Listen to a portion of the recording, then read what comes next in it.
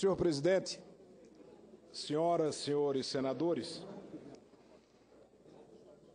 é impossível ocupar nesse instante a tribuna sem registrar desde logo o constrangimento explícito na leitura corporal, na expressão verbal dos senadores do Partido dos Trabalhadores que ocuparam a tribuna há poucos instantes. E não comemoro o constrangimento de ninguém. Nem posso dar boas-vindas ao senador Lindenberg à oposição, porque sei que temos divergências. Agora, o que o Brasil está testemunhando nesse instante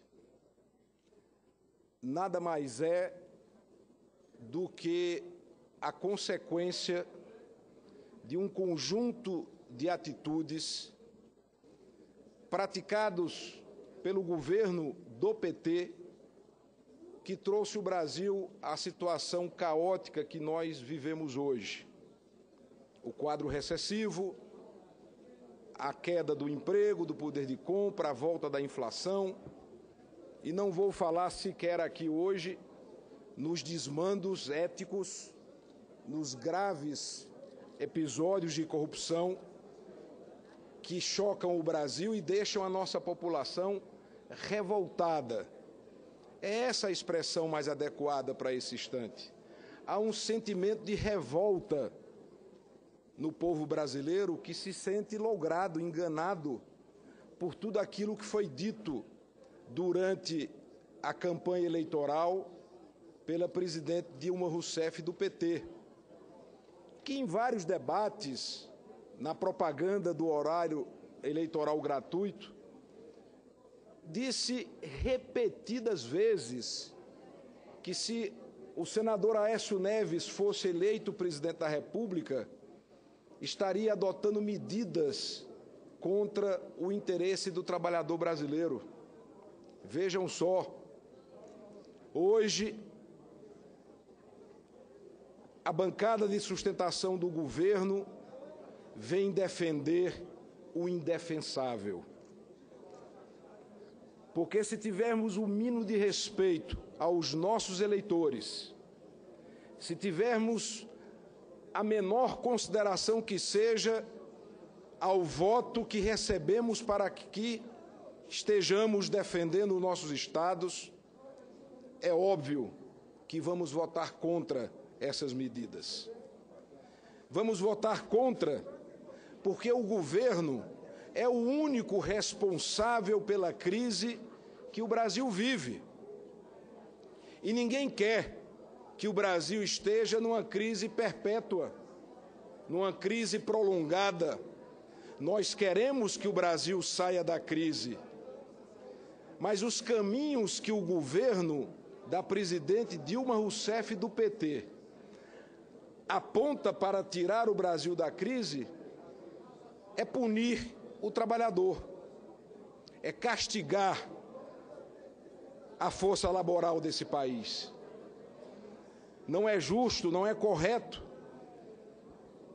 que as pessoas paguem por um desmantelo que não foi por elas provocadas. Só existe um responsável pela crise atual, que é o próprio governo federal. E o que o governo federal faz? Ao invés de diminuir sua estrutura, aliás, antes disso, deveria ter uma postura de humildade, pedir desculpas ao povo brasileiro, se dirigir à nação e fazer uma autocrítica diante de tantas inverdades. É constrangedor ter que dizer isso, mas vou dizer, não tenho alegria nenhuma quando afirmo que a presidente Dilma mentiu ao povo brasileiro. Estou me referindo a uma senhora que já é avó. Não é agradável dizer isso de qualquer pessoa, mas a presidente Dilma mentiu ao povo brasileiro de forma deliberada, de maneira consciente, com toda a certeza das consequências da mentira que estava sendo dita de forma repetida ao longo da eleição. Então, o primeiro gesto que caberia à presidente Dilma era se dirigir ao país e pedir desculpas pelas mentiras, mas não. Mantém-se a fixação no presidente Fernando Henrique Cardoso. Não tem um petista que não suba nessa tribuna que não pronuncie a sigla FHC, que já não comanda o Brasil há 13 anos. O PT está comandando o destino do Brasil há 13 anos e ainda se reportam ao presidente Fernando Henrique Cardoso. É uma verdadeira fixação, como se o povo brasileiro fosse engolir essa postura desrespeitosa. E o PSDB e as oposições do Brasil votam contra esse ajuste trabalhista, porque não me venham falar de ajuste fiscal. Nós estamos discutindo um ajuste trabalhista. O ajuste é em cima da força de trabalho do povo brasileiro. Não tem ajuste fiscal nenhum. Votaremos contra, em primeiro lugar, porque o governo nunca teve a humildade de pedir desculpas ao povo brasileiro. Em segundo lugar, porque nunca deu exemplo. Continua com uma máquina aparelhada em todos os seus aspectos, uma máquina inchada com quase 40 ministérios, sem adotar uma única medida de contenção real de gastos. E o governo da presidente Dilma Rousseff caminha para fortalecer aqueles que não precisam de fortalecimento. Só com o aumento desnecessário da taxa de juros, a presidente Dilma, por ano, gastou 35 bilhões de reais. O governo anuncia um número entre 60 a 80 bilhões a necessidade do ajuste. Por que aumentar juros? Não sou economista, o economista da nossa bancada José Serras, é Aécio Neves, entre outros especialistas na área. Mas não precisa ser economista para saber que não há razão para o aumento da taxa de juros quando você não tem uma inflação por demanda. Pelo contrário, a atividade econômica está retraída. O Brasil vai crescer negativamente mais uma vez, a um quadro recessivo. E o Banco Central aumenta a taxa de juros num quadro recessivo, quando a inflação nasce dos preços controlados pelo próprio governo. O grande impacto inflacionário foi o aumento da energia, da luz, da gasolina, das tarifas de transporte, ou seja, dos preços administrados pelo governo. E a atividade econômica é retraída. E vem o governo e, de forma sucessiva, aumenta juros, colocando o Brasil num patamar que não tem comparação com outros países do mundo. Não há como justificar essa política de aumento de juros nesta quadra. E cada meio ponto percentual de crescimento na taxa Selic representa, em números redondos, 7,5 bilhões de reais.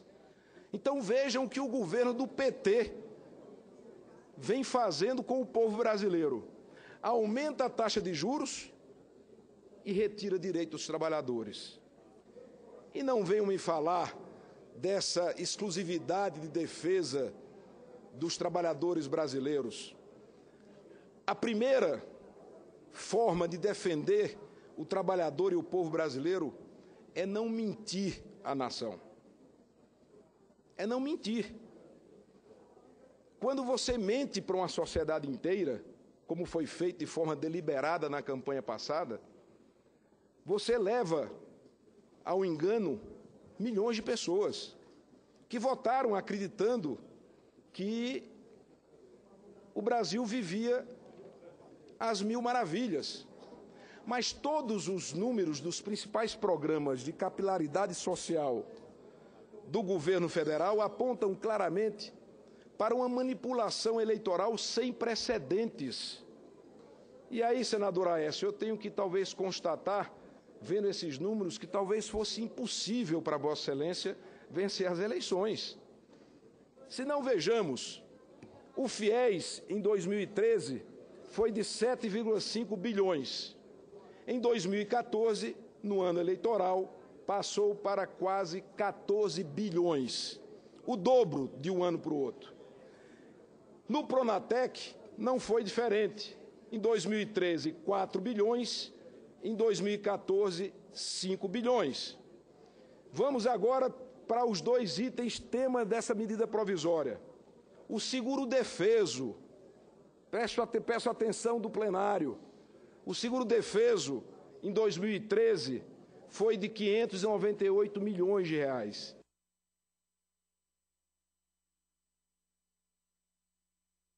Em 2014, esse mesmo seguro-defeso saltou para 2 bilhões e 100 milhões de reais.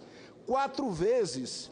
E vem agora os senadores do PT com a máxima vênia e absoluto respeito à pessoa de cada um deles. Falar que é preciso ajuste porque houve fraudes. Ou seja, não pedem desculpa e ocupam a tribuna do Senado para assumir crimes praticados para vencer as eleições a todo custo. Compra de voto é o famoso 41A da legislação eleitoral. E estamos esperando, confiantes na Justiça Eleitoral do Brasil, as AIMES, ou as AIGES e a AIME que lá tramita. Uma compra deliberada de votos, senhores. O seguro-defeso que eles agora querem corrigir porque finalmente constataram que tem fraude. Não se sabia que tinha fraude. Quem é que controlava o seguro-defeso? Era o governo do PT, que agora nessa tribuna assume o crime praticado para tentar ganhar a eleição, onde você tinha um programa com 590 milhões, que no ano eleitoral passa para 2 bi. No seguro-desemprego, e o grande orgulho do PT era dizer que havia pleno emprego no Brasil. Outra fraude praticada para ganhar a eleição, com 22 bilhões de seguro-desemprego em 2013 para 31 bilhões em 2014, ano da eleição. Votamos contra, em defesa da verdade e do povo brasileiro. E temos mais uma razão para votar contra. E eu peço mais um minuto, senhor presidente, com sua tolerância para concluir o meu raciocínio. Temos uma derradeira razão para votar contra. O debate da terceirização, senador Lindenberg, nós faremos oportunamente. Acredito que Vossa Excelência tem razão em alguns aspectos e perde a razão em outros, porque quem mais fez terceirização nesse país foi a presidente Dilma Rousseff. Terceirizou de cara a economia, ao chamar Joaquim Levy. Terceirizou a política ao convocar o vice-presidente. E terceirizou os mais médicos. O Mais Médico, um programa que nós aprovamos, com as críticas já postas, nada mais é do que uma terceirização de uma atividade fim de Estado. É uma terceirização de uma atividade fim de Estado. Portanto, carece de coerência a argumentação de Vossa Excelência, porque os médicos cubanos, além de serem terceirizados, são precarizados, tal como escravos, porque os médicos de outros países recebem 10 mil reais. Por que o médico cubano recebe 3 mil? É a precarização do médico cubano. Então não há coerência nos argumentos trazidos. Pois bem, para encerrar, o derradeiro argumento por que o PSDB vota contra, porque o PT não aprende. O PT não aprende. Os erros da natureza humana servem como pedagogia. A pedagogia do erro, ela é muito importante. Erraram no Mensalão, erraram no Lava Jato, e agora, para tentar aprovar suas medidas, repetem a mesma prática política do toma lá da cá. Montaram de novo um balcão de negócios. Não demorará muito tempo, novos escândalos de corrupção vão surgir, porque é o mesmo método, o mesmo modus operandi. Há décadas que a base de sustentação do governo é esse toma lá da cá. É vexatório o país assistir às mesmas condutas, às mesmas práticas diante de tantos desmandos. Portanto, nós da oposição do Brasil votaremos contra todas essas medidas, até porque, definitivamente, não vamos mais dar dinheiro a um governo que insiste em roubar o povo brasileiro.